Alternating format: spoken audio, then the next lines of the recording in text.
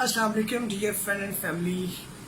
उम्मीद करता हूँ आप सब खैरियत से होंगे। मैं डॉक्टर अमदाद अली फारूकी।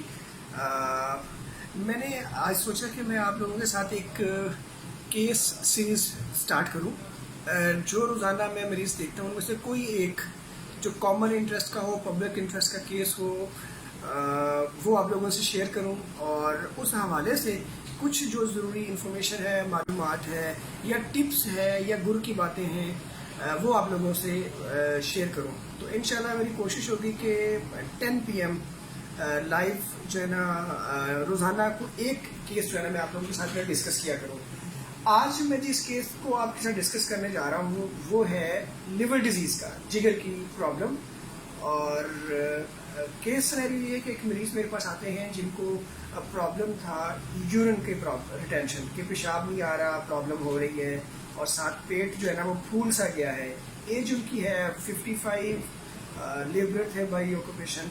और जब मैंने उन्हें अटेंड किया और यूरिन कंप्लेंट तो थे लेकिन साथ जो है ना क्लिनिकल एविडेंस था कि एसाइटिस है, पेट में पानी है। मैंने उनसे पूछा, फिर उनका अल्ट्रासाउंड जो किया तो उसने बेड साइड बेसिक अल्ट्रासाउंड जो मेरे पास मौजूद है परफॉर्म किया तो सिरोटिक लीवर है, जिगर सिकुड़ चुका है, पेट में पानी है, तिली बढ़ी हुई है।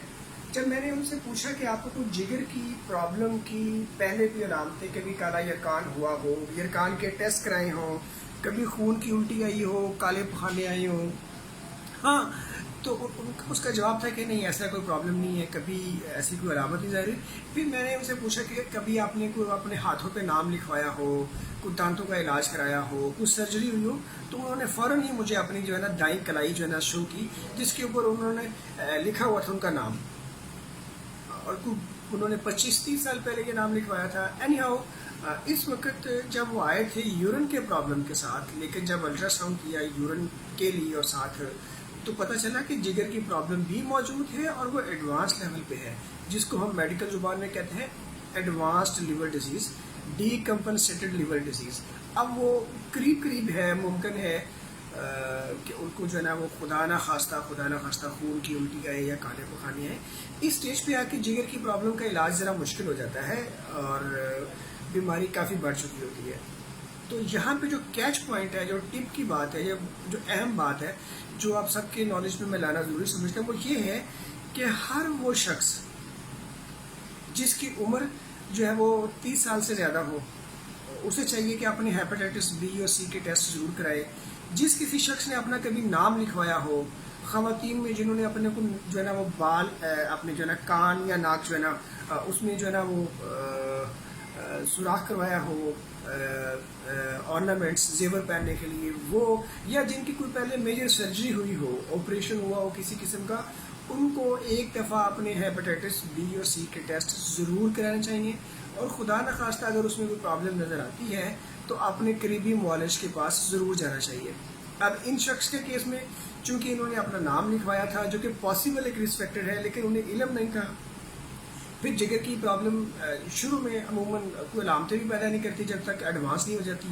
अब इस मौके पे आए थे वो मेडिकल एडवाइस लेने अपने यूरिन के प्रॉब्लम के लिए। यूरिनरी प्रॉब्लम थी कि पेशाब नहीं आ रहा, जल के आ रहा है, लेकिन उसके साथ ही लिवर डिजीज़ की तशखीस हुई।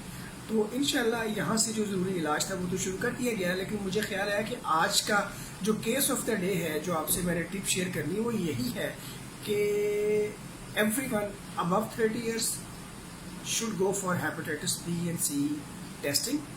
और जिनके हेपेटाइटिस बी के टेस्ट नेगेटिव आए उन्हें चाहिए कि हेपेटाइटिस बी की वैक्सीनेशन कराएं। 3 इंजेक्शन लगते हैं, सारी ज़िंदगी के लिए प्रोटेक्शन मिल जाती है।